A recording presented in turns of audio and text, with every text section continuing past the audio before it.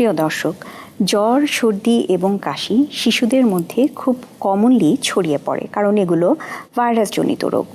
এই ভাইরাসজনিত রোগ শরীরকে দুর্বল করে দেয় এবং সঠিক চিকিৎসার মাধ্যমে শিশুরা দ্রুত সেরে উঠতে পারে। আজকে আমরা এই জ্বর, সর্দি এবং কাশি নিয়ে আলোচনা করব। দর্শক শুভেচ্ছা জানিয়ে শুরু করছি মাছরাঙা টেলিভিশনের সরাসরি সম্প্রচারিত স্বাস্থ্য বিষয়ক অনুষ্ঠান স্কয়ার হসপিটাল ডক্টরস চেম্বার। সাথে আছি আমি ডাক্তার শর্মিলা হুদা শাওন। আপনাদের সুস্বাস্থ্যের প্রতি লক্ষ্য রেখে আমাদের এই আয়োজন।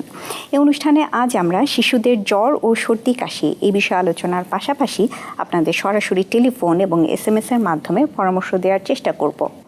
জ্বর, সর্দি এবং কাশি সম্পর্কে আলোচনা করতে এবং চিকিৎসা পরামর্শ দিতে আজ আমাদের সঙ্গে আছেন স্কয়ার হসপিটালের পিডিয়াট্রিক ডিপার্টমেন্টের associate consultant doctor Mohsina Akter lucky.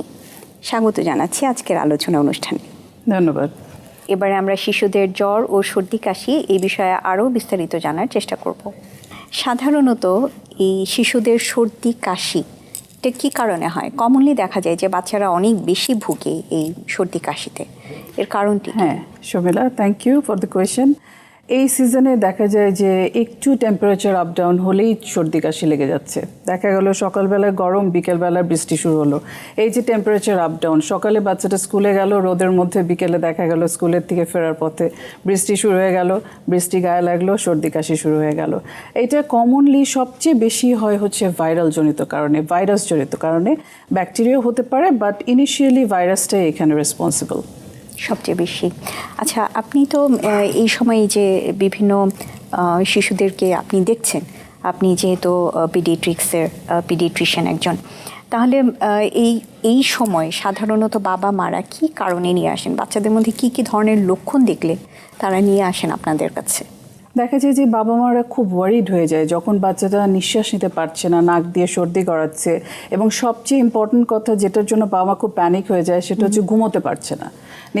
ঘুমের মধ্যে নিঃশ্বাস বন্ধ হয়ে যাচ্ছে এবং ঘুম ভেঙে যাচ্ছে, বাচ্চা কাশি শুরু হচ্ছে। এইটাই প্রাথমিক একটা সিমটম যেটা নিয়ে বাবা মা চেম্বারে আসে, খুবই প্যানিক হয়ে যায়, আমার বাচ্চাটা ঘুমোতেই পারছে না, এখন হোয়াট টু ডু।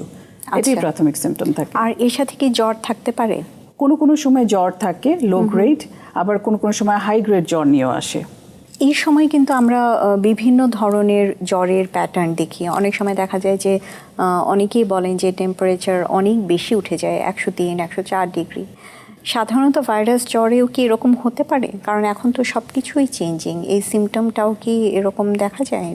হ্যাঁ, এই সিমটমটা কীরকম করে চেঞ্জ হয়, যে সাধারণ যেটা সর্দি কাশি, টেম্পারেচার আপ ডাউনের জন্য যে সর্দি কাশিটা, সেটা সাধারণত অ্যাসোসিয়েটেড থাকে লো গ্রেড ফিভার নিয়ে। কিন্তু যেই সর্দি কাশিটা ভাইরাস অথবা ব্যাকটেরিয়াজনিত কারণে হয়, গলায় ঠান্ডা লাগার জন্য হয় বা টনসিলের থেকে আসে, সেটার সাথে হাই গ্রেড ফিভার জড়িত থাকে। তখন দেখা যায় যে জ্বরের যে আলাদা প্রবলেমসগুলো থাকে ওইগুলোর সাথে অ্যাসোসিয়েটেড থাকে। যেমন বাচ্চাটা সর্দি কাশি তো আছে, সর্দি থেকে এখানে মেইন সিমটম থাকে কাশি এবং গলা ব্যথা। তারপরে দেখা যায় বাচ্চা খেতে পারছে না এবং খেলেই বমি বমি ভাব হচ্ছে এবং নাক বন্ধ, ঘুমোতে পারছে না। এই সিমটমগুলো তখন মারাত্মক আকারে দেখা দেয়। তখন দেখা যায় যে জ্বরটা, মারা প্যানিক হয়ে যায়, জ্বর সামলাবে না কাশি সামলাবে। বাচ্চা খেতে চাচ্ছে না, গলা ব্যথা বলছে, তাহলে কোনটা আগে শুরু করবে? এই সিমটমটা নিয়ে তখন তারা হসপিটালে চলে আসে, তারপরে আমাদেরকে ম্যানেজ করতে হয়। আচ্ছা, তার মানে যদি প্রাথমিক অবস্থায় সাধারণত বাসায় থাকেন, পরে যখন কি সিমটমগুলো একটু বেশি, লক্ষণগুলো একটু বেশি জটিল হয়, তখন হয়তো আপনাদের কাছে নিয়ে আসেন। সেক্ষেত্রে প্রাথমিক অবস্থায় বাসায় কি কিছু করণীয় আছে? হ্যাঁ, এই বিষয়টা নিয়ে আসলে অনেকখানি আলোচনা করার স্কোপ আছে আমি মনে করি। যে এই যে যখন ঠান্ডা কাশিটা লাগলো বা যখন বাচ্চাটা গলা ব্যথা শুরু করলো, যেটাকে মেডিকেল টার্মসে আমরা সোর থ্রোট বলি, গিলতে অসুবিধা হচ্ছে, বাচ্চা গিলতে পারছে না, গলা ব্যথা হচ্ছে, সাথে কাশি হচ্ছে, ওই সময়টায় যদি হোম রেমেডি স্টার্ট করা যায় তাহলে কিন্তু এইটার যে সিভিয়ারিটি, মারাত্মক আকার ধারণ করার প্রবণতা কিন্তু কমে যায়। দেখা যায় যে হসপিটালে আসার নিডটাও অনেক অংশেই কিন্তু কমে যায়। কারণ হচ্ছে যখন বাচ্চা গলা ব্যথা বলবে, বাচ্চারা কিন্তু একটা জিনিস মনে রাখতে হবে, বাচ্চারা যেটা করে সেটা কিন্তু রিয়েলটাই তারা করে। তারা মিমিক্রি খুব কম করতে পারে বা তারা বানিয়ে খুব কম বলতে পারে। তো এটা বয়সের কারণেই তাদের অনেস্টি, এবং ওইটা অবশ্যই আমলে নিতে হবে। এবং যখন বাচ্চা বলবে গলা ব্যথা হচ্ছে, তখন তার খাবারের প্যাটার্নটা চেঞ্জ করে দিতে হবে। সে লাইক নর্মালি হয়তো সে সলিড খাচ্ছিল, ওই সময় তাকে সেমি সলিড বা লিকুইডে চলে যেতে হবে। এবং স্পাইস খাবারটা অ্যাভয়েড করে, বাইরের খাবারটা অ্যাভয়েড করে যদি সুইট স্লিপারি খাবার দেওয়া যায়, দেখা যায় যে সে তখন খেতে পারবে। যখনই বাচ্চাটা খাওয়া শুরু করবে, তখনই কিন্তু সে কমফোর্ট ফিল করবে। এর কমফোর্টটাই পরবর্তীতে রিকভারি ইনিশিয়েশনটা খুব ফাস্টার করে দেয়। আচ্ছা, আমাদের সাথে একজন দর্শক আছেন, আমরা একটু ফোনটা নিয়ে নিচ্ছি। Sure. হ্যালো দর্শক, আপনার পরিচয় দিয়ে প্রশ্ন করুন। জি, আমি ফারুক হোসেন বলছিলাম। জি যে আমার ছেলে বয়স 7 বছর। আমি জানতে চাইছিলাম সর্দি প্লাস কাশি, মাঝে মধ্যে কাশির সাথে বমি হচ্ছে। আচ্ছা, হ্যালো হ্যালো দর্শক, আপনি কি আমাদের সাথে আছেন? আচ্ছা, লাইনটি মনে হয় কেটে গিয়েছে, আমরা আসলে বেশি শুনতে পাইনি ওনার কথাটা। উনি বলছিলেন যে বমি হচ্ছে মাঝে হ্যাঁ, মাঝে। বাচ্চার বয়স 7 বছর এবং সর্দি কাশি আছে, সাথে বমি হচ্ছে। আচ্ছা। মানে সর্দি জ্বর কাশি আছে, সাথে বমি হচ্ছে। আচ্ছা। সেক্ষেত্রে যদিও আমরা পুরোটা শুনতে পারিনি, কিন্তু তারপর আপনি যদি কিছু বলতে পারেন হ্যাঁ, আমাদের এটা নিয়ে দর্শককে। কিছু বলতে অবশ্যই, কারণ এই আলোচনার ইমিডিয়েট আগে যেটা আমরা বলছিলাম যে গলা ব্যথার যে সিমটমটা, সোর থ্রোটটা, ওটা দেখা যায় যে যখনই বাচ্চাকে খাবার নিয়ে প্রেশার দেওয়া হয়, এটা কিন্তু খুব মারাত্মকভাবে আমি বলবো রিয়াকশন করে। কারণ বাচ্চাটা খেতে পারছে না, ওই সিমটমটা আগে প্যারেন্টস থেকে বা কেয়ার গিভারদের বুঝতে হবে। বাচ্চাটা গলা ব্যথা খেতে পারছে না, ওই সময় খাবারের কমফোর্ট দেওয়ার বদলে ওদেরকে যদি জেনুইন রুটিনলি খাবার অফার করা হয়, তখন দেখা যায় যে তারা খেতে পারে না, তখন বমি ভাব আসে এবং তারপরে বমি করে। মনে রাখতে হবে যে প্রত্যেকটা বমিতে কিন্তু বাচ্চাদের অনেক বেশি ক্যালোরি লস হয়। তো এই ক্যালোরি লসটা কিন্তু তারই অসুস্থতার ডিউরেশনটা এবং সিভিয়ারিটিটা বাড়িয়ে দিচ্ছে। তো সুতরাং ওই দিকে খেয়াল রেখে ওর ফুড কমফোর্টটা আগে এনশিওর করতে হবে। তাহলে আমি মনে করি যে বারবার বমি করা এই জিনিসটা থেকে দূরে থাকা সম্ভব। আচ্ছা, নিশ্চয়ই। আমি আশা করব, যদিও আমরা আমাদের দর্শকের কথাটি আসলে পুরোপুরি শুনতে পারিনি, কিন্তু আমাদের আজকে যিনি চিকিৎসক তিনি যেটা বললেন সেটা হচ্ছে আমরা জ্বর সর্দি এবং কাশির সময় আমরা বাচ্চাকে জোর করব না। এটা করলে হয়তো বমি হওয়ার সম্ভাবনা বেশি থাকে। তবে হ্যাঁ, যদি তারপরও দেখা যায় যে বমি হয়, অবশ্যই চিকিৎসকের শরণাপন্ন হতে হবে। আমরা আমাদের আলোচনায় ফিরে আসি। আপনি হোম রেমেডির কথা বলছিলেন যে বাড়িতে কি করণীয়। সেক্ষেত্রে বাড়িতে আসলে কত জ্বর ওঠা পর্যন্ত অপেক্ষা করা উচিত বাবা মাকে?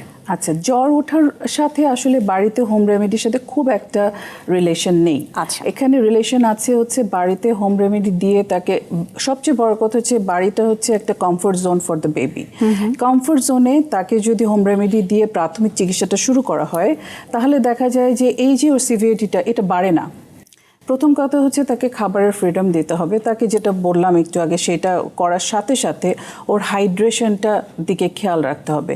ওর যেন হাইড্রেশন মেনটেন হয়, এই দিকটা খেয়াল রাখতে হবে। তাহলে হবে কি, যদি সর্দি কাশি গলা ব্যথা বা জ্বর যে কোনো সিমটমই হোক না কেন, তার যে ডিহাইড্রেশন ডেভেলপ করার একটা টেন্ডেন্সি থাকে, সেটা থেকে সে দূরে রাখতে পারবে। এবং তাতে হবে কি, তার বাচ্চাটা বেশি অসুস্থ হবে না, হসপিটাল অ্যাডমিশনের সম্ভাবনা কমে যাবে।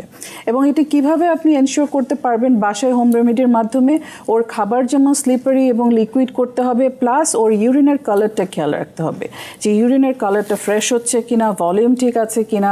এটা দিয়ে বোঝা যায় যে হাইড্রেশনটা বাচ্চার ঠিক আছে কিনা। যদি হাইড্রেশন ঠিক থাকে, তাহলে ভাইরাসজনিত ঠান্ডা কাশি আসলে হোম রেমেডিতেই ঠিক হয়ে যায়। কিন্তু বাবা আমাদের একটা যেটা কমন প্রবলেম থাকে, এবং সত্যিই যেটা আসলেই তারা অনুভব করেন, যে বাচ্চা এই সময় খেতে চায় না। তখন অনেকে বলেন যে বাচ্চা এই সময় খেতে চায় না, আমি কিভাবে তাকে খাওয়াবো? এবং বাচ্চারা আসলে সফট ড্রিঙ্কস পছন্দ করে, সেটা দেওয়াটা ঠিক হবে কি না আমি আপনার কাছে জানতে চাই। এবং এটা যদি না দেওয়া যায় কিংবা দেওয়া যায়, এটার সাথে অন্যান্য আর কি বিষয়গুলো আসবে যেগুলো দিয়ে হাইড্রেশন মেনটেন করা যাবে? চমৎকার প্রশ্ন। এই প্রশ্নটা আসলে আমি প্যারেন্টসদের কাছ থেকে বেশি পাই যে ম্যাম ওকে সফট ড্রিঙ্কস দেওয়া যাবে কিনা, কারণ ও তো আর কিছু খেতে চাচ্ছে না, এখন কি ওকে কোক, ফান্টা, পেপসি দেওয়া যাবে কিনা, বা কমার্শিয়ালি প্রডিউস ফ্রুট জুস দেওয়া যাবে কিনা। আমি স্ট্রেইট ওয়েতে তাদেরকে নো বলি। নো বলার কারণটা আমি একটু বলতে চাই, সেটা হলো যে এই সফট ড্রিঙ্কসের প্রতি ফ্যাসিনেশন, আপনাকে বুঝতে হবে বাচ্চা ঘরের খাবারটা কেন খেতে চাচ্ছে না, কারণ ওটা তার ভাল লাগছে না। তো এই ক্ষেত্রে আমি মনে করি সবচেয়ে ভালো স্টেপ হবে ঘরে যে রেগুলার খাবারটা তাকে দেওয়া হচ্ছিল ওর থেকে যদি একটু আলাদা হয়ে ভিন্ন খাবার ওকে অফার করা হয়, সুইট জাতীয় খাবার যদি ঘরে একটু প্রিপেয়ার করে দেওয়া হয়, তাহলে কিন্তু বাচ্চাটা ওখানে ডাইভার্ট হওয়া পসিবল। কারণ সে যা পছন্দ করে দেখা গেল না, সে অনেক সময় দেখা যায় ঘরের খাবার সম্বন্ধেই তার একটা বিতৃষ্ণা তৈরি হয়ে যায়, মানে ঘরের খাবার মানেই সে ইউজুয়াল রুটিন খাবার, সেটা বাদ দিয়ে ওকে যদি নিয়ে তারপরে বিভিন্ন খাবার ট্রাই করা যায় যেটা ওর রুটিন লাইফের সাথে ম্যাচ করে না, একটু ভিন্ন ধরনের, তাহলে কিন্তু এই সমস্যাটা থেকে বের হয়ে আসা সম্ভব। যেমন হচ্ছে সফট ড্রিঙ্কসটার মধ্যে আমরা কি জানি, এখানে প্রচুর পরিমাণে সুগার থাকে। অনেক সময় দেখা যায় যে এটার প্রসঙ্গেই আমি বলি, জ্বর হলে অনেকে স্যালাইন খাওয়ায়, ওআরএস স্যালাইন বানিয়ে খাওয়ায়, মনে করে যে এতে বাচ্চা তাজা হয়ে যাবে, কিন্তু আমরা চিকিৎসকরা বলি পাতলা পায়খানা ছাড়া ওআরএস কিন্তু খাওয়ানোটা ঠিক না, বিকজ অফ মেনি রিজন। হ্যাঁ, তো কিন্তু আমরা সবসময় বলি যে লিকুইড জাতীয় খাবার খাওয়াতে। আমি সবসময় আমার প্রত্যেকটা প্যারেন্টসদেরকে বলি যদি স্যুপ খাওয়ানো যায়, that is the best remedy ফিভারের জন্য, বা যখন গলায় ব্যথা হচ্ছে বা টনসিল ফুলছে বা জ্বর আসছে, যে কোনো ওর খাবারের অনাগ্রহের কারণ যেটাই হোক না কেন, ওকে যদি এই যে খাবারটা এইভাবে করে তৈরি করা যায়, স্যুপটা যদি ওকে অফার করা যায়, ধরে না ও কর্ন স্যুপ পছন্দ করলো না, ওকে আপনি চিকেন স্যুপ করে দেন, বা এই ডিফারেন্ট ওয়েতে যদি ট্রাই করেন, আমার মনে হয় এটাতে খুব ভালো কাজ করে, এবং আমি যতটুকু দেখেছি আমার চেম্বার প্র্যাকটিসে আসলেই কাজ করে। এবং আপনি একটা খুবই গুরুত্বপূর্ণ কথা বলেছেন যে আসলে সফট ড্রিঙ্কসগুলোতে চিনির পরিমাণ অনেক বেশি থাকে, যেটার ক্ষেত্রেও আসলে বাচ্চাদের উপরে একটা হয়তো এটার বিরূপ প্রভাব পড়তে পারে। আমি এখন এই বিষয়ে জানতে চাইব যে সাধারণত এই সময় এই যে আপনাদের কাছে আসে, এসে হাইড্রেশনের কথা জিজ্ঞেস করে, তারপর বাবা মারা জিজ্ঞেস করেন, জানতে চান যে বাচ্চাদেরকে কি খাওয়াবেন, সেই সাথে তারা কিন্তু এটাও এক্সপেক্ট করেন যে আপনি হয়তো অ্যান্টিবায়োটিক লিখে দিবেন। হয়তো অনেকে করেন না, কিন্তু কেউ কেউ করেন। আপনি এই বিষয়ে কি বলবেন? এই বিষয়ে আমি বলবো এইটা ডিপেন্ড করবে বাচ্চার ক্লিনিক্যাল কন্ডিশনের উপরে। বাচ্চা যদি দেখা যায় যে ভাইরাল হওয়ার পরেও ভাইরাস, আমি সাসপেক্ট করছি দিস ইজ ভাইরাল ফ্যারিঞ্জাইটিস, যেটা হচ্ছে ঠান্ডা কাশির কারণ হতে পারে, বা বাচ্চা ভাইরাসজনিত যে কোনো ধরনের রাইনাইটিস হয়েছে কিন্তু বাচ্চাটা খুব সিক, সবসময় মনে রাখবেন সিকনেস হচ্ছে বড় একটা কারণ হচ্ছে ব্যাকটেরিয়াল ইনফেকশনের জন্য। তখন যদি দেখি যে বাচ্চা খুবই সিক হয়ে গেছে এবং বাচ্চা খেতেও পারছে না ওই দিক দিয়ে, তার মানে কি শরীরের দুর্বলতা বাড়ছে। প্রাথমিক অবস্থায় কখনোই অ্যান্টিবায়োটিক আমরা সাজেস্ট করি না। আমরা চাই সাপোর্টিভ মেজার, ঘরের সাপোর্টিভ মেজার এবং ক্লিনিক্যাল বা মেডিকেল সাইডের সাপোর্টিভ মেজার দিয়ে বাচ্চাটাকে সুস্থ করতে। যদি সেটা ফলপ্রসূ না হয় সেই ক্ষেত্রে অ্যান্টিবায়োটিক অবশ্যই সাজেস্ট করা হয়, যদিও সেটা ভাইরাস ফ্যারিঞ্জাইটিস হোক বা ভাইরাল রাইনাইটিস হোক। আচ্ছা, কিন্তু প্রথম অবস্থাতেই আসলে রুগীদেরকে, যদিও আমরা বলি যে ব্যাকটেরিয়াল কন্ডিশনে আসলে অ্যান্টিবায়োটিক দেওয়াটা বেশি যৌক্তিক, কিন্তু যে কোনো ভাইরাস, জ্বর কিংবা সর্দি কাশিতে আসলে যখন রুগীরা বলবেন, কিংবা আসলে এমনিতেও দেওয়াটা ঠিক হবে না। আমি আশা করব যে মানে আমাদের প্রোগ্রামের মাধ্যমে রুগীরা কিংবা যারা নাকি বাসায় দেখছেন বাবা মারা এই বিষয়টি একটু জানবেন, কারণ ওনাদেরও একটা প্রেশার থাকে ডাক্তারদের উপর অ্যান্টিবায়োটিক লিখে দেওয়ার জন্য। অনেকেরই প্রেশার থাকে। আমি এখানে একটু যোগ করতে চাই, অবশ্যই, যে আমাদের দেশের আসলে আনফর্চুনেটলি সবাই অ্যান্টিবায়োটিক খুব ইজিলি পেয়ে যায়, মানে ফার্মেসিতে গেলে ইটস ভেরি ইজি অ্যাভেলেবল, চাইলেই দিয়ে দেওয়া হয়। এবং অসুখের কথা বললে বলাই যায়, সেগুলো না হলে না টানলাম, কিন্তু হচ্ছে এই অ্যান্টিবায়োটিক অ্যাভেলেবিলিটির জন্য সমস্যায় পড়ি হচ্ছে আমরা চিকিৎসকরা। কারণ প্রাথমিক অবস্থায় যেই নর্মাল অ্যান্টিবায়োটিক দিয়ে আমরা হয়তো কাজ চালিয়ে নিতে পারতাম, দেখা যায় যে ফার্মেসি থেকে তারা সেই অ্যান্টিবায়োটিক খেয়ে খেয়ে বাচ্চাকে রেজিস্ট্যান্ট করে ফেলেছে। ব্লাড কালচারে দেখা যায় যে মাল্টি ড্রাগ রেজিস্ট্যান্ট চলে এসছে, তখন ইচ্ছা না থাকলেও তাকে আমাদের স্ট্রং অ্যান্টিবায়োটিক চুজ করা লাগে। অনেক সময় এমনও হয়েছে যে নর্মাল ইউরিনারি ট্র্যাক ইনফেকশন যেখানে হচ্ছে নর্মাল অ্যান্টিবায়োটিকে সে ভালো হয়ে যেত, সেখানে আমাদের ইনজেক্টেবলে চলে যেতে হচ্ছে because of multi drug resistant. কেন? কারণ সে একটুতে সমস্যা দেখলে যদি পেশাব একটু লাল হচ্ছে তখনই সে এনে অ্যান্টিবায়োটিক খাইয়ে দিচ্ছে। হয়তো ওই সময় শুধুমাত্র হাইড্রেশন মেনটেন করলেই তার ওটা ভালো হয়ে যেত, কিন্তু সে মনে করেছে আচ্ছা এটা মনে হয় পেশাবে ইনফেকশন হয়ে গেছে। বিশেষ করে মেয়ে বাচ্চাদের ক্ষেত্রে এটা খুবই ফ্রিকুয়েন্ট। আমি অবশ্যই এটাকে খুবই ডিসকারেজ করি যে এই জিনিসটা যদি বন্ধ না করা হয় আমাদের ভবিষ্যৎটা আসলে ভালো দেখা যাচ্ছে না। নিশ্চয়ই নিশ্চয়ই। সাধারণত এই সময় আপনাদের কাছে যে বাবা মারা নিয়ে আসেন বাচ্চাদের জ্বর নিয়ে আসেন, এই জ্বরের কারণগুলো কি থাকে? আমি এই সময়কার কথা জানতে চাচ্ছি। এই সিজনের জ্বর মানে হচ্ছে ভাইরাস জ্বর, ওয়ান অফ দ্য মেজর। এবং ভাইরাসের মধ্যে অবশ্যই আমরা ডেঙ্গু চিন্তা করব সবার আগে, কারণ ডেঙ্গুটাও একটা ভাইরাস আমরা জানি। কিন্তু তারপরেও ডেঙ্গু হোক আর নর্মাল ভাইরাল ফিভার হোক, আমরা প্রথম 3 দিন একটুখানি হোম রেমেডি সাজেস্ট করি সবাইকে। এবং হোম রেমেডি যেটা বললাম যে হাইড্রেশন মেনটেন করা, ডেঙ্গুতেও কিন্তু আসলে অ্যাডমিশন লাগে না যদি সে মুখে খেতে পারে, যদি সে হোম রেমেডিতে ভালো হয়ে যায় বা মেনটেন করে, তাহলে পরে তাকে কিন্তু খুব একটা ঝামেলা পোহাতে হয় না। আচ্ছা, এই যে আপনি ডেঙ্গুর কথা বললেন এই সময়, এটা কি সাধারণ ভাইরাস জ্বর নাকি ডেঙ্গু, সেটা কিভাবে বোঝা যাবে? হ্যাঁ, ডেঙ্গুর কিছু কার্ডিনাল ফিচার থাকে, যেমন কিছু স্পেসিফিক কিছু সাইন্স থাকে। যেমন ডেঙ্গুতে তো ফিভার থাকবেই, অন্য ভাইরাস জ্বরের মতো ডেঙ্গুর জ্বরটাও হাই ফিভার হবে, উইকনেস থাকবে, ডিহাইড্রেশন থাকবে। ডিহাইড্রেশনের লক্ষণ হিসেবে মাথা ব্যথাও থাকবে। কিন্তু ডেঙ্গুর কিন্তু আরেকটা নাম আছে, ব্রেকবোন ফিভার। আপনি জানেন নিশ্চয়ই, সবাই আসলে এর মধ্যে জানে আমাদের টিভির মাধ্যমে। তো সেটার মানে কি যে ওর অনেক শরীরে ব্যথা হবে, পেটে ব্যথা হবে, স্পেশালি যেটা খুবই বলাই লাগবে সেটা হচ্ছে গিয়ে চোখের পিছনে ব্যথা। মানে চোখ যখন বন্ধ করে বা চোখ খুলে বা এদিকে তার বেবি ডাজন্ট ফিল গুড, সে দেখা যাবে যে তার ভাল লাগছে না, সে ঘুমোতে পারছে না, তার চোখে ব্যথা হচ্ছে, মাথায় ব্যথা হচ্ছে। বেবি ওরকম ডিফারেন্সিয়েট করতে পারে না কোনটা চোখের ব্যথা কোনটা মাথার ব্যথা, কিন্তু আমরা ডক্টররা ওটা দেখে তারপরে আমরা বুঝি যে আসলেই বেবিটা সেরকম ডেঙ্গুর ফিচার্স দেখাচ্ছে কিনা। এবং ডেঙ্গুর এই ফিচারগুলাই ইন্ডিকেট করে যে বাচ্চার ডেঙ্গু হয়েছে কিনা, তখন আমরা ইমিডিয়েটলি তাদেরকে ডেঙ্গু টেস্ট করতে দিই। আপনি ডেঙ্গুর লক্ষণগুলোর মধ্যে একটি বলছিলেন ব্রেকবোন ফিভার, মানে সারা গায়ে অনেক ব্যথা থাকে। এই সময় কিন্তু আমরা আরেকটা জ্বরও দেখছি, যেটা অবশ্যই ভাইরাস জনিত এবং চিকুনগুনিয়া আমরা বলি, সেখানেও সারা গায়ে অনেক ব্যথা থাকে। এই দুটো জ্বরের মধ্যে পার্থক্য করা যায় কিভাবে? আচ্ছা, এই দুটো জ্বরের মধ্যে আসলে পার্থক্য গার্জিয়ানরা করতে পারবে না। এটা হচ্ছে অ্যাবসোলুটলি ফিজিশিয়ানের উপরে ডিপেন্ড করবে। কারণ চিকুনগুনিয়া এবং ডেঙ্গু স্কোয়ারে কিন্তু খুব সুন্দরভাবে আমরা ইনভেস্টিগেশনের মধ্যে চিকুনগুনিয়া ডেঙ্গুর একটা ইনভেস্টিগেশনে পয়েন্ট রাখা হয়েছে যে একই টেস্টের মাধ্যমে দুটোর মধ্যে কোনটা হয়েছে সেটা আইডেন্টিফাই করা যায়, ডিটেক্ট করা যায়। সেটা অবশ্যই একটা পজিটিভ আমি বলবো। স্কোয়ার হসপিটালে এটা অ্যাভেলেবল এই ইনভেস্টিগেশনটা। আর আরেকটা বলবো যে দুটোর মধ্যে সিভিয়ারিটি সবচেয়ে বেশি থাকে, মানে ব্রেকবোনের যেই সিভিয়ারিটিটা মানে খারাপ মারাত্মক দিকটা সেটা থাকে চিকুনগুনিয়াতে। হাত পা অনেক বেশি ব্যথা করা, গলা ব্যথা করা, মাথা ব্যথা করা, চোখে ব্যথা করা, এটা সবচেয়ে বেশি থাকে চিকুনগুনিয়াতে, কম থাকে ডেঙ্গুতে। কিন্তু সিরিয়াস কিন্তু ডেঙ্গুটা বেশি, মানে হসপিটালে অ্যাডমিশন লাগে কিন্তু ডেঙ্গু পেশেন্টদের, কারণ এদের সিরিয়াস এবং মারাত্মক আকার ধারণ করার প্রবণতা খুব সুইফট চিকুনগুনিয়ার থেকে। আবার সারতে কিন্তু চিকুনগুনিয়ার সময় লাগে বেশি। এইভাবে করে কিছু প্যারামিটার্স আছে, সেটা আসলে গার্জিয়ানরা ওভাবে করে বুঝতে পারবে না।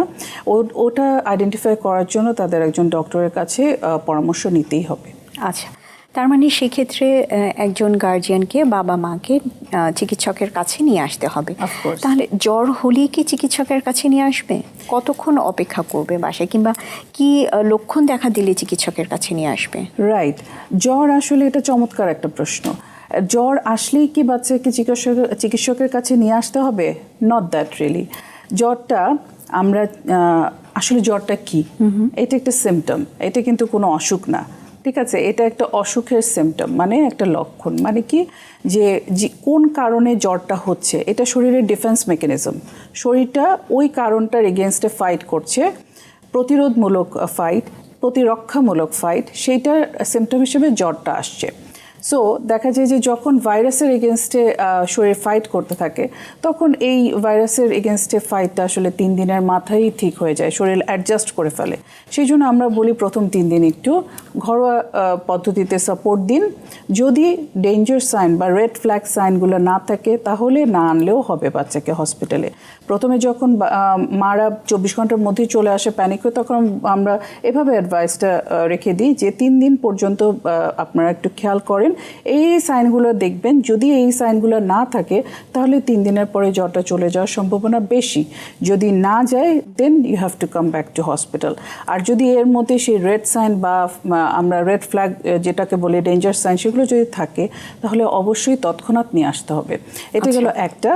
আর হচ্ছে বাচ্চার বয়স যদি 3 মাসের নিচে হয় অবশ্যই জ্বরের কারণে বাচ্চাকে তৎক্ষণাৎ দেখাতে হবে। কেন বলেছি এই কথা? কারণ বাচ্চা যখন জন্ম হলো তখন কিন্তু প্রত্যেকটা মোমেন্ট প্রথম 1 বছর তার জন্য নতুন। প্রত্যেকটা অ্যান্টিজেন বা প্রত্যেকটা ডাস্ট বা প্রত্যেকটা এক্সপোজার তার জন্য নতুন। তার মানে কি তার বডিটা কিন্তু ওইভাবে ফাইট করছে এবং ফাইটের সিমটম হিসেবে জ্বরটা আসছে। এই জ্বরটা তার ক্যাপাবিলিটির মধ্যে আছে কিনা, সে তখন পারবে কিনা সেটা ডিপেন্ড করে বাচ্চার তখন কীরকম করে ব্রেস্ট ফিডিং পাচ্ছে, বাচ্চার জন্মের ওজন, বাচ্চার তখনকার ওজন এবং বাচ্চার অ্যাক্টিভিটি এবং ফিজিক্যাল কন্ডিশনের উপরে। এইগুলা মা এবং বাবা বা কেয়ার গিভাররা আইডেন্টিফাই করতে পারবে না বা বুঝতে পারবে না। এবং এই প্রাথমিক তাদেরকে ধারণা বা অ্যাডভাইসগুলো দেওয়ার জন্যই 3 মাসের বাচ্চার যদি 3 মাসের নিচের বাচ্চা যদি জ্বর আসে আমরা অবশ্যই অ্যাডভাইস করি যে ফিজিশিয়ানের কাছে আসার জন্য। আর হচ্ছে 3 দিনের পরে যদি জ্বর থাকে অবশ্যই আসবে, অথবা জ্বরের সাথে যদি কোনো খারাপ সিমটমস থাকে, এটা হতে পারে শ্বাসকষ্ট, এটা হতে পারে পেটের ব্যথা প্রচণ্ড পরিমাণে, বাচ্চা একদম উঠতেই পারছে না বা মাথা ব্যথা উঠতেই পারছে না, ভীষণ অসুস্থতা, ক্ষুধা মন্দা বা কন্টিনিউয়াস বমি করছে বা পেশাবের পরিমাণ কমে গেছে, কালার হাই হচ্ছে, তাহলে অবশ্যই। বা এখন যেহেতু ডেঙ্গুর সিজন, এটা না বললেই না, সেটা হচ্ছে যদি কোনো ব্লিডিং থাকে, গাম ব্লিডিং হতে পারে, বমির সাথে ব্লিডিং হতে পারে, প্রস্রাব লাল হয়ে ব্লিডিংয়ের মতো বা পায়খানার সাথে, এগুলো দেখলে তৎক্ষণাৎ হসপিটালে আনতে হবে। আচ্ছা, সাধারণত এই সময় যে আপনি ডেঙ্গুর কথা বললেন, এই ছাড়াও যে কোনো জ্বরে দেখা যায় ছোট বাচ্চাদের খিঁচুনি হয় অনেক ক্ষেত্রে, সেই ক্ষেত্রে কি করা উচিত? আচ্ছা, বাচ্চাদের খিঁচুনি কখনোই কিন্তু ভালো না। এখন আবার ভালো একদিক দিয়ে কেন এটা বললাম, কারণ বাচ্চার যদি বয়সের কারণে খিঁচুনি হয়, যেটা হচ্ছে জ্বরের সাথে রিলেটেড, জ্বর হয়েছে তাই খিঁচুনি হয়েছে, যেটাকে আমরা বলি ফেব্রাইল সিজার, ফেব্রাইল কনভালশন। এটাতে কি হয়, জ্বরের মাত্রা কম হলেও কিন্তু এটা হতে পারে। এবং এই খিঁচুনিটার কারণ হচ্ছে তার ব্রেইনের ইম্যাচুরিটি। ব্রেইনের যে সেন্টারটা এই টেম্পারেচার কন্ট্রোল করে, সেই সেন্টারটা ইম্যাচিওর থাকে বলে তার এই খিঁচুনিটা চলে আসে। এবং এতেও কিন্তু বাচ্চাকে স্পেসিফিক্যালি একটা অ্যাডভাইস এবং মেডিকেশনের দরকার হয় এবং অনেকগুলা স্টেপস বাবা মাকে, কেয়ার গিভারকে বুঝিয়ে দিতে হয় যে এই জিনিসগুলো খেয়াল রাখতে। এই জন্য যখনই জ্বরের সাথে খিঁচুনি, যদি ফ্যামিলির কোনো হিস্ট্রি থাকে যে ফ্যামিলিতে কারো ফেব্রাইল সিজার ছিল বা ফেব্রাইল কনভালশন ছিল, অবশ্যই তার ছোট বাচ্চার বয়স যদি 6 মাস থেকে 5 বছর হয়, স্পেশালি ফেব্রাইল সিজারের বয়সটা এটাই 6 মাস থেকে 5 বছর, এই সময়ে জ্বর হলেই কিন্তু তাদের একবার হলেও ফিজিশিয়ানের অ্যাডভাইস নেওয়া উচিত যে আমাদের ফ্যামিলি ইনসিডেন্স আছে এরকম ফেব্রাইল সিজারের, এখন আমার বাচ্চারও কি সেমটা আমাদের প্রোফাইলেক্সিস বা সেমটা কেয়ার নিতে হবে কিনা। এই গেল এক। আর খিঁচুনি কেন হয়, ওই যে বললাম ব্রেইনের ইম্যাচুরিটির জন্য। এবং এইটা কিন্তু জ্বরের তাপমাত্রা হাই কতটুকু হয়েছে, অনেকে বলে যে 102-4 হলেই তো খিঁচুনি হবে, এর নিচে কি হবে? হবে নর্মালের থেকে যখনই হঠাৎ করে তাপমাত্রাটা বেড়ে যাবে, তখন এই হঠাৎ করে চেঞ্জটা কিন্তু ব্রেন অ্যাডজাস্ট করতে পারে না এবং সেখানে খিঁচুনিটা হয়। এখানে কিন্তু টেম্পারেচারের সাথে যতটা না এটা রিলেটেড, ততটা বেশি রিলেটেড হচ্ছে সাডেন রাইজ অফ টেম্পারেচার। আচ্ছা, এই জন্যই এই খিঁচুনি হলে অবশ্যই ফিজিশিয়ানের কাছে অ্যাজ আর্লি পসিবল নিয়ে আসতে হবে। আচ্ছা, আপনি জ্বরের বিভিন্ন কারণের মধ্যে ডেঙ্গুর কথা বলেছেন, আমরা চিকুনগুনি নিয়ে কথা বললাম, আরেকটা আপনি টাইফয়েডের কথাও বলছিলেন আলোচনার একটা পর্যায়ে, যে এটাতেও জ্বরে টাইফয়েডের কারণেও জ্বর হতে পারে। আপনি এখন এই সময় কীরকম পাচ্ছেন টাইফয়েডের রোগী? হ্যাঁ, মনসুন সিজনে টাইফয়েডের ইনসিডেন্সও কিন্তু কম না। যেমন ডেঙ্গুর সিজনটা এই সময়টায় আমরা বেশি পাই, কিন্তু টাইফয়েডের সিজন কিন্তু হোল থ্রু দ্য ইয়ার। কেন? কারণ স্পেশালি স্কুল গোয়িং বাচ্চাদের। কেন জানেন? কারণ হচ্ছে এই যে ফুচকা, ভেলপুরি, ঝালমুড়ি, এইটা হচ্ছে টাইফয়েডের একদম মোক্ষম জায়গা।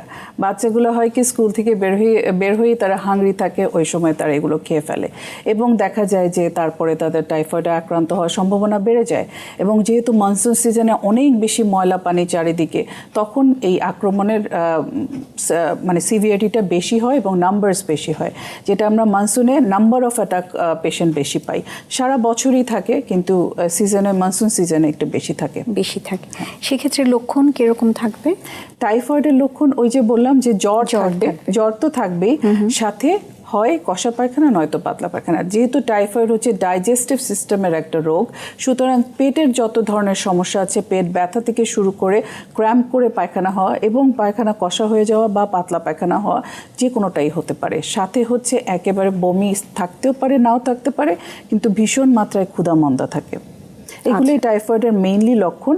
এবং এইটা কি হয় যে এইটার সাথে সাথে এটা আসলে সাথে সাথে ট্রিটমেন্ট স্টার্ট করতে হয় যত দ্রুত সম্ভব। নয়তো কি হয়, বাচ্চা যেহেতু হজম করতে পারছে না, তার হজম পুরো ডাইজেস্টিভ সিস্টেমটাই এফেক্টেড, সুতরাং বাচ্চা খুব তাড়াতাড়ি কাহিল হয়ে যায়, ডিহাইড্রেটেড হয়ে যায়, দেখা যায় যে তখন অ্যাডমিসেবল ক্রাইটেরিয়াতে চলে আসে। এই জন্য এই টাইফয়েডের ব্যাপারটাও খেয়াল রাখতে হবে। যদি হজমজনিত কোনো প্রবলেম দেখে, সাথে জ্বর থাকে, তখন দেরি না করে হসপিটালে চলে আসতে হবে। আচ্ছা, তার মানে আপনার আলোচনা থেকে বোঝা গেল আপনি বলছিলেন যে জ্বর হলেই যে চিকিৎসকের কাছে আনতে হবে, এটা যেমন ঠিক না। এর পাশাপাশি জ্বর হলে যদি সাথে এই ধরনের লক্ষণগুলো থাকে, যেটা আপনি বলছিলেন যে বমি কিংবা সাথে পাতলা পায়খানা অথবা যদি অন্য কোনো সমস্যা থাকে, তাহলে অবশ্যই চিকিৎসকের কাছে নিয়ে আসতে হবে। আচ্ছা, সাধারণত এই জ্বরের কারণে কোনো জটিল আকার হতে পারে, মানে জটিল কোনো সমস্যা হলো, এটা কি হতে পারে? জটিল বলতে জ্বর যেটা বললাম যে এটা একটা সিমটম, এটার আন্ডারলাইন কজ কিন্তু আলাদা থাকে। যেমন প্রত্যেকটা ইনফেকশনের সিমটমে কিন্তু জ্বর, এটা রেসপিরেটরি ট্র্যাক ইনফেকশন হোক, মানে শ্বাসের ইনফেকশন হোক, ফুসফুসের ইনফেকশন হোক, গলার ইনফেকশন হোক, পেশাবের ইনফেকশন, যে কোনো, ইভেন একটা বয়েল বা অ্যাবসেস হলেও কিন্তু এটার সিমটম থাকে জ্বর। তো জ্বরটার হোম রেমেডি সম্ভব হলেও, যে সিমটম যেটা জ্বর, সেটা হোম রেমেডি সম্ভব হলেও এক্স্যাক্ট কারণটা যেটা, সেটার কিন্তু হোম রেমেডি অনেক ক্ষেত্রেই কিন্তু সম্ভব হয় না। যেমন ডায়রিয়ার সাথে যদি জ্বর হয়, এটা কিন্তু হোম রেমেডিতে ভালো হয়ে যাবে, কিন্তু পেশাবের ইনফেকশনের কারণে যদি জ্বর হয়, সেটা কিন্তু অ্যান্টিবায়োটিক বা মেডিকেশন বা প্রপার অ্যাডভাইস ছাড়া ভালো হবে না। সেক্ষেত্রে কিন্তু ফিজিশিয়ান ছাড়া আপনার বাচ্চাকে ভালো করা মোটামুটি ইম্পসিবল হয়ে যাবে।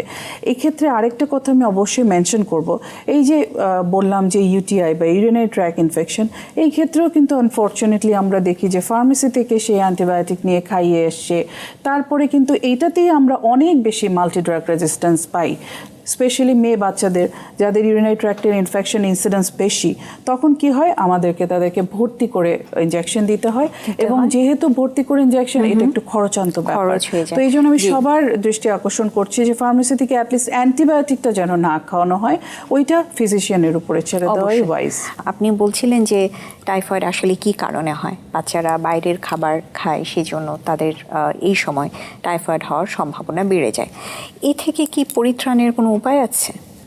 ফরচুনেটলি আছে, কারণ টাইফয়েডের এখন ভ্যাকসিনেশন আছে, যেটা এখন পর্যন্ত চলছিল। 3 বছর পর পর আমরা ভ্যাকসিনেশনটা রিপিট করতে লাগতো টাইফয়েড ভ্যাকসিন, কিন্তু সরকারিভাবে এখন ইন্ট্রোডিউস করা হচ্ছে টাইফয়েড ভ্যাকসিন, যেটা হচ্ছে single in a life time দিলেই হচ্ছে।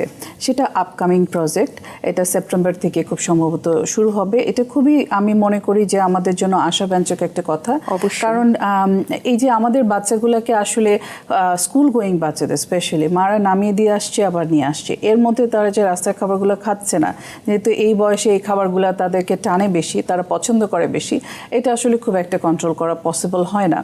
সেজন্য এই টাইফয়েডের রেমেডি হিসেবে বা প্রোটেকশন হিসেবে টাইফয়েড ভ্যাকসিনটা আমরা স্কুল গোয়িং বাচ্চাদেরকে অবশ্যই অ্যাডভাইস করি, প্রত্যেকটা প্যারেন্টসদেরকে। তো দেখা যেত যে 2 বছরের পরে থেকে টাইফয়েড ভ্যাকসিন নেওয়া হচ্ছে, কিন্তু এটা 3 বছর পর পর নিতে লাগছে, মানে রিপিট করতে লাগছে। অনেক সময় দেখা যাচ্ছে যে প্যারেন্টসটা ভুলে যাচ্ছে, নিতে পারছে না। সেই ক্ষেত্রে অবশ্যই আমি মনে করি যে কনজুগেটেড ভ্যাকসিনটা আসছে, যেটা লঞ্চ হচ্ছে সেপ্টেম্বর থেকে ইনশাল্লাহ, সেটাতে লাইফ লং ইমিউনিটি দেওয়ার কথা। সেটা যখন লঞ্চ হবে, যখন আমরা প্র্যাকটিস শুরু করব, আমি মনে করি এটা একটা খুব ভালো একটা নিউজ আমাদের স্কুল গোয়িং বাচ্চাদের জন্য এবং তাদের প্যারেন্টসদের জন্য। নিশ্চয়ই। এই সময় টাইফয়েড ছাড়া আর কি কি খুব কমনলি দেখা যাচ্ছে বাচ্চাদের মধ্যে? টাইফয়েড ছাড়া মনসুনে পানিবাহিত যে রোগগুলা, সবগুলোরই উপদ্রব বেড়ে যায়। এটা সবচেয়ে খারাপ উপদ্রব হচ্ছে ডায়রিয়া। দেখা যায় যে এই যে একই কারণ, যে রাস্তার জিনিস খাচ্ছে, হজম হচ্ছে না। আবার দেখা যায় যে যেহেতু মনসুনে টেম্পারেচার ইনস্টেবিলিটি থাকে, একবার রোদ হচ্ছে আবার বৃষ্টি শুরু হচ্ছে, এই যে টেম্পারেচার ইনস্টেবিলিটি, এটা অনেকগুলো রোগের সাথে দেখা যায় যে বদ হজমের মতো একটা সমস্যাও শুরু হয়ে যায় বাচ্চাদের। বদ হজমটা কীরকম, একটু অয়েলি খাবার খেলেই তার তখন ডায়রিয়া শুরু হয়ে গেল এবং বাচ্চাটা তখন কাহিল হয়ে যায়, তখন দেখা যায় ডিহাইড্রেটেড হয়ে যায়। তো এই সমস্যা যেমন দেখা যায়, তেমন হচ্ছে আরেকটা এই টাইফয়েডের মতোই রোগ, সেটা হচ্ছে হেপাটাইটিস এ বা জন্ডিস। এই জন্ডিসের কারণ যেহেতু হেপাটাইটিস বি আমরা দিচ্ছি হচ্ছে ইপিআই ভ্যাকসিনেশনের মাধ্যমে, তো হেপাটাইটিস এটাও আমরা স্কুল গোয়িং সব বাচ্চার প্যারেন্টসদেরকে অ্যাডভাইস দিয়ে দিই বাচ্চাগুলোকে যেন হেপাটাইটিস এর ভ্যাকসিন দিয়ে দেওয়া হয়, কারণ এইটারও কিন্তু প্রাদুর্ভাব বেড়ে যায় এই মনসুনেই। আচ্ছা, সেই ক্ষেত্রে এই দুটো রোগের কথা যে আপনি বললেন, ডায়রিয়া এবং হেপাটাইটিস কিংবা আরও অন্য যে কোনো রোগ, সেটার প্রতিরোধের উপায় কি যাতে না হয় বাচ্চাদের? ডায়রিয়ার প্রতিরোধের উপায় আসলে তেমন কিছুই নেই, শুধুমাত্র তার হাইড্রেশন মেনটেন করা, খাবার তালিকাগুলো একটু শাফল করা, তাকে বেশ কয়েকদিন একটু খাবার, রিচ খাবার থেকে দূরে রাখা, সহজে হজম করা যায় এরকম খাবারগুলো তাকে অ্যাডভাইস করা। এবং আমাদের ডায়রিয়ার জন্য সবচেয়ে খারাপ যে ভাইরাস ছিল রোটা ভাইরাস, সেটার ভ্যাকসিন আসলে 8 মাসের নিচে নিতে হয়, যেটা যেহেতু স্কুল গোয়িং বাচ্চাদের ক্ষেত্রে সেটা পসিবল না। তো ওই সময় এই হোম কেয়ারগুলো দিয়ে দেখতে হয় যে বাচ্চাদের হাইড্রেশনটা মেনটেন করলেই অটোমেটিক্যালি এটা ঠিক হয়ে যায়। কিন্তু যদি দেখা যায় যে এই ডায়রিয়ার কারণে বাচ্চার জ্বর চলে এসছে এবং অনেক অসুস্থতা ফিল করছে, তখন অবশ্যই মাঝে মাঝে হসপিটাল অ্যাডমিশন লাগে। আর হেপাটাইটিস এর কথা যেটা বললাম, যে এটাও যেহেতু খাবার এবং পানিবাহিত একটা রোগ, এটা জন্ডিস তৈরি করে এবং এটা কিন্তু লিভারের অসুখ। সো বাচ্চাকে রেস্ট দেওয়া যেরকম জরুরি, তেমন হচ্ছে হোম রেমেডির সাথে সাথে ফিজিশিয়ানের পরামর্শ অনুযায়ী তাকে টেক কেয়ার করতে হয়। এইখানে অ্যান্টিবায়োটিক খুব একটা কাজ করে না যেহেতু এটা ভাইরাসজনিত, কিন্তু এই হোম কেয়ার এবং সাপোর্টিভ কেয়ারটা এখানে মেজর রোল প্লে করে। এবং যখন বাচ্চাটা ভালো হয়ে যায়, তখন হেপাটাইটিস এরও একটা সেরোলজিক্যাল টেস্ট আছে, ওটা করে তারপরে তাকে হেপাটাইটিস এ ভ্যাকসিনটা নিয়ে নেওয়াটাই ওয়াইজ হয়। আচ্ছা, এখানে একটা খুবই গুরুত্বপূর্ণ কথা, যে ভাইরাসটা আসলে এই ডায়রিয়া মূলত দেখা যায় যে খুব বেশি হয় ভাইরাসজনিত কারণে, এবং এখানে যে অ্যান্টিবায়োটিক আসলে তেমন কোনো কাজ করে না। আমাদের হাতে বেশি সময় নেই, আমি চাইবো আমাদের দর্শকের উদ্দেশ্যে যদি কোনো পরামর্শ থাকে আপনার দেবার জন্য, তাহলে তা দেবার জন্য অনুরোধ করছি। আমি মনে করি আজকের যে টপিকটা ছিল জ্বর, সর্দি এবং কাশি, এটা খুবই কমন এবং সবারই ডে টু ডে লাইফে অনেক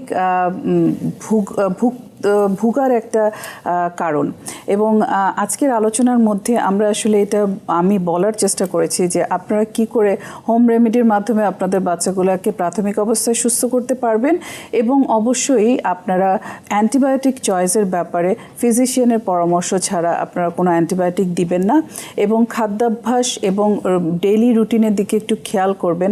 বাচ্চাটার পরিষ্কার পরিচ্ছন্নতা, প্রতিদিন যেন ও শাওয়ার নেয়, প্রতিদিন যেন ও হোম খাবারের প্রতি অভ্যস্ত হয়, সেই জিনিসটার দিকে খেয়াল রাখা, এবং নিয়মিত কৃমির ওষুধ খাওয়া। এই 3 মাস পর পর আমরা যে কৃমির ওষুধটা সাজেস্ট করি সেটা খাওয়া। এতে হয় কি, বাচ্চা যত ক্লিন থাকবে তত কিন্তু তার সুস্থ হওয়ার সম্ভাবনা বেড়ে যাবে এবং সাধারণ সর্দি কাশি নিয়ে খুব একটা ভুগবে না। আশা করি এইটা আপনারা সবাই মনে রাখবেন এবং এভাবে করে কিন্তু আমাদের বাচ্চাদেরকে আমরা সুস্থ রাখতে পারবো। জি, আমি আপনার লাস্ট কথাটা একটু নিচ্ছি। আপনি বলছিলেন যে পরিষ্কার পরিচ্ছন্নতার কথা। আসলে পরিষ্কার পরিচ্ছন্নতার যে গুরুত্ব আছে, মানে এটা থেকে কিন্তু আমাদের অনেক ধরনের ইনফেকশনের চান্সও অনেক কমে যায়। এবং সেটার জন্য আমি আসলে চাইবো আপনি যদি এটা নিয়ে আর একটা লাইন যদি আমাদের দর্শকদের জন্য বলেন। আচ্ছা, পরিষ্কার পরিচ্ছন্নতা মানে আমি বলতে চেয়েছি যে পা থেকে মাথা পর্যন্ত পরিষ্কার পরিচ্ছন্ন। সেটা কি? রেগুলার শ্যাম্পু করা। অনেকে মনে করেন শর্মিলা, আমি দেখেছি যে রেগুলার শ্যাম্পু করলে নাকি চুল পড়ে যায়, which is not true. Regular shampoo করলে চুলে খুশকি হবে না, চুল পরিষ্কার থাকবে, মাথায় উকুন হবে না। রেগুলার সাবান দিয়ে গোসল করলে গায়ে কোনো ফাঙ্গাস জাতীয় কোনো ইনফেকশন হবে না। এইরকম রেগুলার ব্রাশ করলে দাঁতে ইনফেকশন হবে না। রেগুলার নখ যদি পরিষ্কার করেন, রেগুলার যদি পানি খান, প্রস্রাব পায়খানা যদি ঠিক থাকে, আপনার পেটের কোনো অসুখ হবে না। তাহলেই ইনফেকশনের চান্সেস কমে যাবে। আমাদের সময় নেই, শেষ করতে হচ্ছে। আপনাকে ধন্যবাদ। আপনাকেও ধন্যবাদ। দর্শক দেখছিলেন মাছরাঙা টেলিভিশনের সরাসরি সম্প্রচারিত স্বাস্থ্য বিষয়ক অনুষ্ঠান স্কয়ার হসপিটাল ডক্টর চেম্বার। আমরা চেষ্টা করেছি শিশুদের জ্বর ও সর্দি কাশি এই বিষয়ে আলোচনার পাশাপাশি আপনাদের সরাসরি টেলিফোনের মাধ্যমে পরামর্শ দিতে। আশা করি অনুষ্ঠানটি নিশ্চয়ই আপনাদের কোনো না কোনোভাবে কাজে লেগেছে। সবসময় সাথে থাকতে জয়েন করুন আমাদের ফেসবুক পেজে www.facebook.com/মাছরাঙা টেলিভিশনে। আজকের মতো বিদায় নিচ্ছি। সুস্থ থাকুন, মাছরাঙার সঙ্গেই থাকুন।